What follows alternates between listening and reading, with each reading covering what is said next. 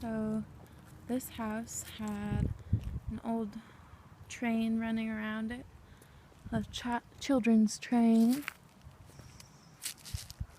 I decided to try and keep those curves in mind as I did this design.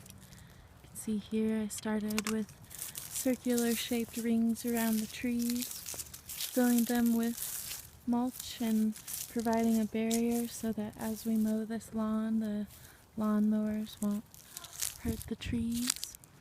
And then we came here. These beds used to be just square beds, two halves. This one's filled with asparagus. And what I did on this one is they had a bunch of old bricks in the back. You can see this wall here is a nice line of bricks all the way down. And again, I took their drip line, did a nice little DNA strand down the top of this. It's really a raised bed. And I also tried to keep in mind this curve with this train track that goes around the property here. So took the asparagus, which was really bunched, and broke up the roots and planted it all along this curved bed here to hopefully provide a little bit of space from this house to this house. They'll have a nice little asparagus wall here. These bushes over here along this house were really quite overgrown. They were having a hard time pulling their cars out of this driveway here. So I went ahead and trimmed up these bushes here.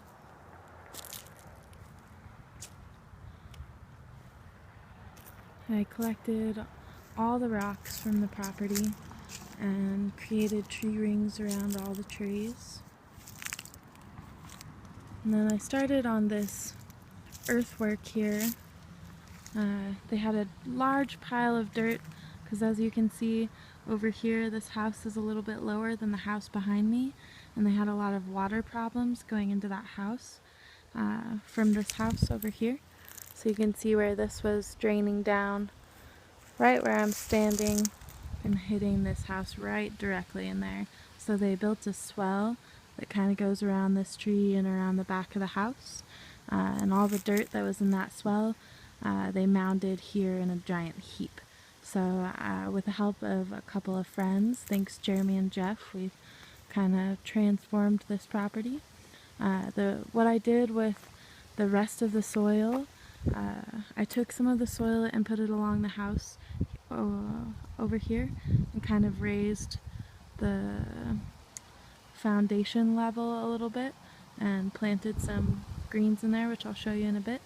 And then the leftover soil became my art project, so you can see here. So I started a tree ring and then walked it out, and my goal when creating garden beds, it kind of looks like a uterus to me. Somebody else said it looked like an ohm symbol. Not really sure what it looks like from the air. But we have this long skinny bed here that comes up, and they all kind of connect here in the center. That little line goes out there, and this little line goes out here. Plans for this are to plant either some gooseberries or currants here in the center to also give a little bit of privacy from the cars and roads passing. And then along these outer edges, we have lavender planted here, and then they're not quite sure what they're going to do along this line here. Maybe some roses or some more berries. I started with dirt, added some leaves for a little bit of decomposition material. So yeah, that's the beginning of the earthwork. My hope is to also help direct the flow of water coming from this gutter. If it comes down, it'll be caught by this little ring here and soak into that soil, thus giving those plants water that they need to grow and protecting the foundation of this house over here. Yeah.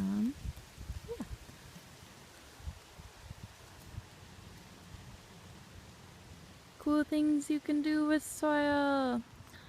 As I started building this, something that I kind of started thinking about, because I've studied a lot of anthropology and cultural history and art, there are a lot of lines that are built on the earth, and we've all seen them, like the big Inca lines and Aztec lines. So here's just quickly a little bit of the raising that I did to try and keep some of the water out of that foundation and direct the water into this little swell area that they've created, which goes between the trees. Here are some fresh plants.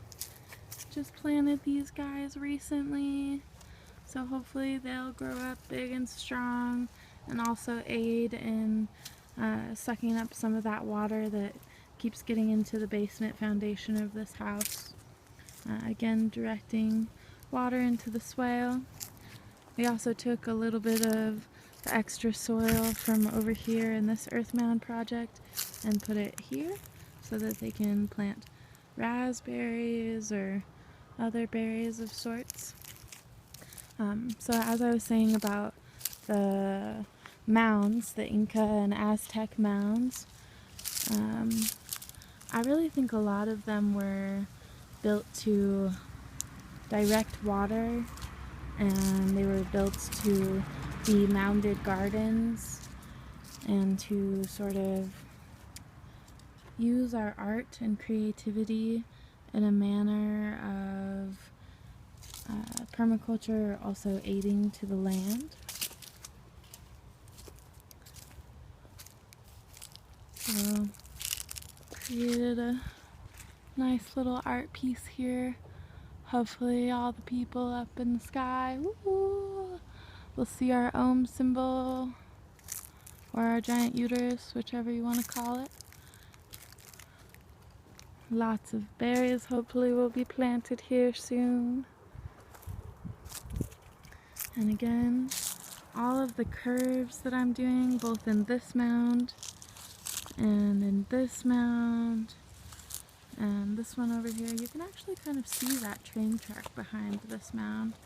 I'm just trying to keep the history of this house by